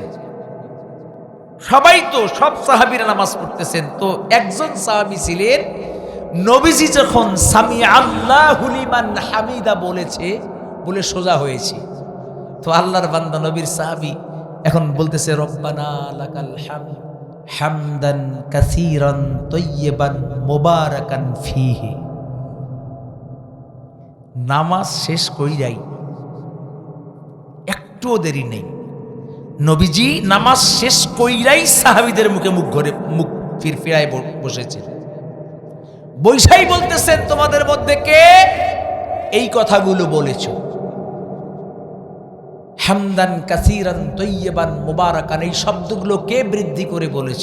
এখন যে সাহাবী বলছে সে সাহাবীর তো খবর হয়ে গেছে, আমি বুঝি ভুলে করলাম, আমার বুঝি বিচারে হয়, কেমনে করে বলি যে আমি বলছি, বেচারা কাসুমাসু করতেছি। তো নবীজি মুস্কি হাসি দিয়ে বলতেছেন ভয়ের কোনো কারণ নাই, তোমাদের মধ্যে কে এই কথাগুলো বৃদ্ধি করে বলেছে, দাঁড়াও তো একটু। তো ভয়ে ভয়ে সাহাবী দাঁড়িয়ে গেছে। সম্মানিত ভাইয়েরা আমার, আল্লাহর নবী সাহাবীকে ডাক দিয়ে বললেন, সাহাবী রে শুনো, তুমি কিন্তু নবী না, আমি নবী। তুমি দেখতে পাও না, আমি বিশ্ব নবী দেখতে পাই। তুমি যখন সামি আল্লাহু লিমান হামিদা বলার পরে, আল্লাহর নবী বলেন, এই কথা বলার পরে তুমি যখন বলেছো রব্বানা লাকাল হামদ হামদান কাসীরান তাইয়্যিবান মুবারাকান ফীহি, আল্লাহর নবী বলেন তুমি দেখতে পাও না, আমি তখন দেখতেছিলাম যখন তুমি কথাগুলো বৃদ্ধি করে করে বলতেছিলে। আল্লাহ রাব্বুল আলামিন তার অসংখ্য রহমতের ফেরেশতা তোমার চতুর্দিকে প্রেরণ করেছেন। অগণিত ফেরেশতারা একে অপরের সঙ্গে প্রতিযোগিতা করে করে তোমার আমল নামায় এত বেশি সওয়াব লিখতেছিলেন আর বলতেছিলেন যে দেখি কে কার আগে কত বেশি সওয়াব লিপিবদ্ধ করে এই বান্দার আমল নামায় লিপিবদ্ধ করে দেওয়া যায়। শুধুমাত্র বলেছেন লাকাল হামদ হামদান কাসীরান তাইয়্যিবান মুবারাকান ফি। আর আমরা সামিআ আল্লাহু আল্লাহু আকবার। তাহলে এই নামাজ ইন্নাস সালাতা তানহা আনিল ফাহশাই ওয়াল মুনকার কোশ্চিন কালিও এই পাওয়ারফুল হতে পারে না। আমি সেজদায় যাই, সেজদা দেই সুবহানা রাব্বিয়াল আ'লা, কমপক্ষে 3 বার বলতে হয়। তারপরে আল্লাহু আকবার বলে সোজা হয়ে বসতে হবে। বসে থাকাটা আমার জন্য ওয়াজিব। এখন আমি অপেক্ষাই করলাম না, ওয়াজিব ছুটে গেল। কি ভাই যায় না? ওখানে এই জন্য অপেক্ষা করার জন্য একটা দোয়া পড়ি আমরা। কি দোয়া? কি দোয়া পড়ি ভাই? হ্যাঁ, আল্লাহুম্মা রহামনি ওয়ারজুকনি ওয়াহদিনি ওয়াফিনি। আর অন্যান্য আছে, আরো মাঝখানে লাগা দিতে পারেন, কোনো সমস্যা নেই। যেই দোয়া করবেন সেই দোয়াই মঞ্জুর। অথচ আমরা করি কি? খালি কোন রকম এই যে সেজদায় আছি না, আল্লাহু আকবার আল্লাহু আকবার, সোজা হওয়ার দরকার নাই, আল্লাহু আকবার আল্লাহু আকবার। আপনি বলেন এই নামাজ কি কখনো আপনাকে দুনিয়ার পাপ থেকে মুক্ত রাখতে পারবে? এই পাওয়ার কি হবে? কোনোদিনও হবে না। অথচ নবী সারাটা জীবন নামাজের কথা বলেছেন। অথচ নবী যখন মরজে মৌতে মুফতালা হয়েছিলেন সেই সময়ও বলেছিলেন আস-সালাত আস-সালাত ওয়া মা মালাকাত আইমানুকুম। নামাজ নামাজ, আমার উম্মতেরা নামাজ। সেই নামাজে আমাদের মহব্বত নাই, আন্তরিকতা নাই। আমাদের নামাজ হবে কেমনে? আমাদের নামাজ পাওয়ারফুল কেমনে হবে বলেন তো? কেমনে পাওয়ারফুল হবে? নামাজে যে আমরা দাঁড়াই না, দাঁড়াতে কি বাম পা দিয়ে দাঁড়ান না ডান পা? না ভাইরে কষ্ট হচ্ছে মনে হয়। কোন পা? ডান পা। যেহেতু মসজিদ, হ্যাঁ না মুসল্লায় যখন পা রাখেন ডান পাটা মুসল্লায় দেন তো। এই যে মুসল্লাটা ডান পা বিসমিল্লাহির রহমানির রহিম বইলাই যে ডান পাটা রাখলেন, রাইখে কোনো দোয়া পড়েননি? হ্যাঁ, আপনাদের দিলে কি দোয়া পড়ে? আচ্ছা দেখেন তো আমাদের ওদিক কি দোয়া পড়ে একটু বলতেছি আপনাদেরকে। ইন্নী ওয়াজ্জাহাতু ওয়াজহিয়া লিল্লাযী ফাতারাস সামাওয়াতি ওয়াল আরদ। আপনাদের দিকে এটা পড়ে নাকি? এটাই আমি তো মনে করছি আমাদের এলাকাটা এক ধরনের, আপনাদের এলাকাটা এক ধরনের। হ্যাঁ, ও একই, সবার মুখস্থ আছে। আমার সাথে একবার পড়েন তো, পারবেন? ইন্নী ওয়াজ্জাহাতু ওয়াজহিয়া লিল্লাযী ফাতারাস সামাওয়াতি ওয়াল আরদা হানিফা ওয়া মা আনা মিনাল মুশরিকিন। আচ্ছা ভাই, আল্লাহ তো বলতেছেন ইন্নাস সালাতা তানহা আনিল ফাহশাই ওয়াল মুনকার। নিশ্চয়ই নামাজটা নামাজিকে দুনিয়ার যাবতীয় পাপাচার এবং দুরাচার থেকে হেফাজত করবে, কিন্তু আমাদেরকে তো হেফাজতই করে না। এই যে দোয়াটা পড়লাম ডান পাটা রেখেই, ইন্নী ওয়াজ্জাহাতু ওয়াজহিয়া লিল্লাযী আল আখির, এই দোয়াটা যে পড়লাম, এই দোয়ার দ্বারা আমরা কি বলতেছি ভাই? আমি বান্দা, আমি গোলাম, আমার রবের সামনে আমি আন্ডারস্ট্যান্ডিং হচ্ছি, আমি আমার রবের সাথে অঙ্গীকারে আবদ্ধ হচ্ছি। ডান পাটা রেখেই আমি আমার রবকে ডাক দিয়ে বলতেছি, ও আমার রব, ও আমার মালিক, ইন্নী ওয়াজ্জাহাতু, নিশ্চয়ই আমি মুখ ঘুরিয়ে নিলাম, মুতাওয়াজ্জাহ হলাম, হেড টু ফিট সারেন্ডার করলাম ওই রবের সামনে, যেই রব এ বিশাল আকাশ বিস্তীর্ণ জমিনের একমাত্র মালিক। ডাইন পাটা রাইখাই তো বলতেছি। কি ভাই, শুধু এতটুকুন বলতেছি? এতটুকুন আন্ডারস্ট্যান্ডিং না, না না, এরপরে আরো আন্ডারস্ট্যান্ডিং হচ্ছে আল্লাহর সঙ্গে। কি আন্ডারস্ট্যান্ডিং? ওয়ামা আনা মিনাল মুশরিকিন, ও আমার মালিক, আমি কিন্তু শিরক করনেওয়ালাদের অন্তর্ভুক্ত না।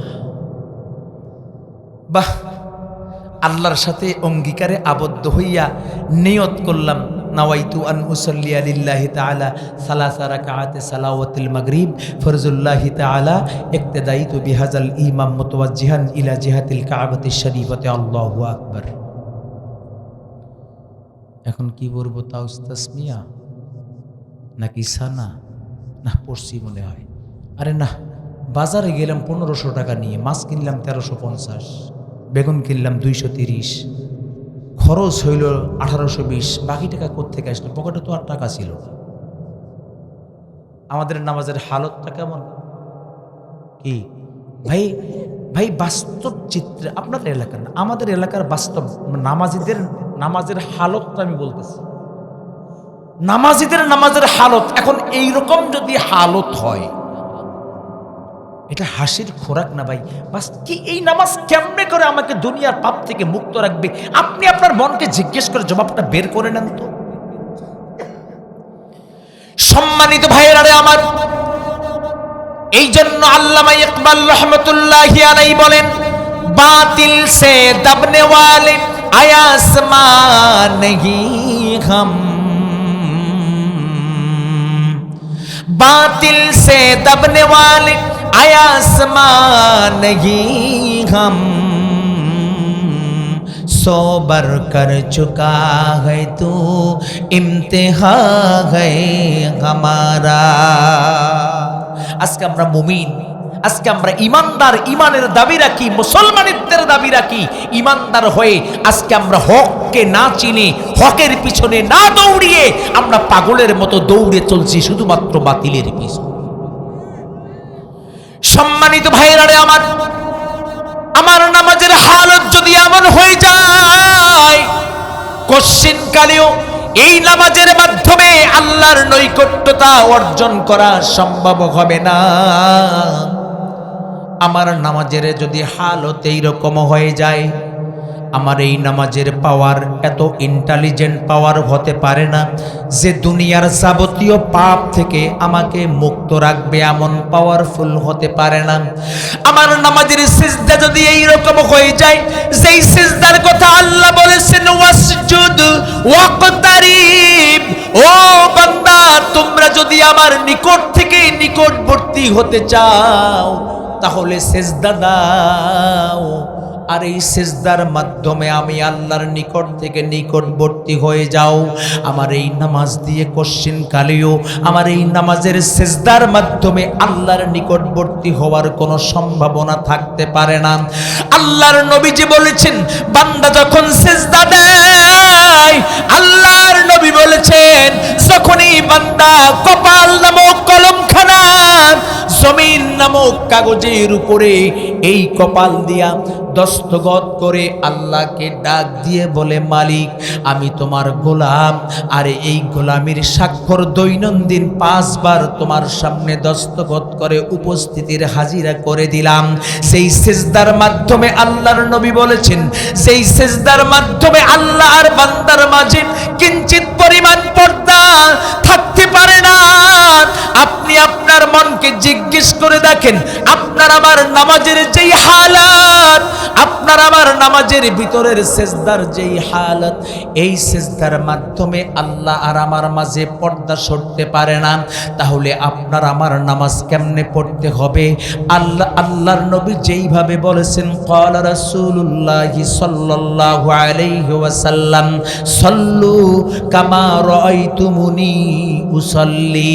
আল্লাহর নবীর নির্দেশ মোয়াফিক আল্লাহর নবী যেমন নামাজের কথা বলেছেন, আল্লাহর গোলাম শুনেন, আল্লাহর নবী যেই নামাজের ট্রেনিং দেওয়াইছেন, ওই নামাজ আমারে পড়া লাগবে, ওই নামাজের মাধ্যমে জীবন গড়তে হবে। যদি সেই নামাজ আমার হয়ে যায়, তাহলে ওই নামাজের মাধ্যমে দুনিয়ার সমস্ত পাপ থেকে নামাজ আমারে হেফাজত করবে। ওই নামাজের সিজদা আমারে আল্লাহর নিকটবর্তী নিয়ে যাবে। এই নামাজের সিজদার মাধ্যমে আল্লাহ আর আমার মাঝের পর্দাগুলো সরে যাবে। জোরে বলেন ঠিক কিনা? এই নামাজ যদি সেই নামাজ হয়ে যায়, শুনেন, নামাজ যদি ওই নামাজ হয়, তাহলে মরণটা অবশ্যই উত্তম মরণ হবে, কোনো সন্দেহ নাই। মরণ যদি কেউ ভালো করতে চায় সেই নামাজ পড়তে হবে, কিন্তু আপনার আমার নামাজের হালত বহুত খারাপ। এই নামাজের মাধ্যমে কোশ্চিনকালেও এগুলো করা যাবে না। আমাদের নামাজের ভিতরে কোনো রকম মহব্বত নাই, খুশু নাই, খুজু নাই। কিন্তু আল্লাহর নবীর সাহাবীদের নামাজ কেমন ছিল শুনেন। নবীর সাহাবী হযরতে আলী রাদিয়াল্লাহু তাআলা আনহুর নামাজ কেমন ছিল একটু পরিচয় নেন। আল্লাহর নবীর সাহাবী হযরতে আলী যুদ্ধের ময়দানে চলে গিয়েছেন। কাফেরদের পক্ষ থেকে ছোড়া একটা বিষাক্ত লোহার কড়া এসে হযরতে আলীর পায়ের মধ্যে বিঁধে গিয়েছে। হযরতে আলী রাদিয়াল্লাহু তাআলা আনহু যন্ত্রণায় অস্থির হয়ে গেছে। ওই বিষাক্ত লোহার কড়ার যন্ত্রণায় এত বেশি সহ্য করতে পারে না। কয়েকজন সাহাবী কয়েকবার চেষ্টা করেও হযরতে আলীর পায়ের থেকে বিষাক্ত লোহার কড়াটুকুন বের করতে পারেন নাই। যখন লোহার কড়া বের করতে যায়, সঙ্গে সঙ্গে হযরতে আলী রাদিয়াল্লাহু তাআলা আনহু চিৎকার দিয়ে বেহুশ হয়ে জমিনের মধ্যে পড়ে যায়। যতবার চেষ্টা করেছেন ব্যর্থ হয়েছেন।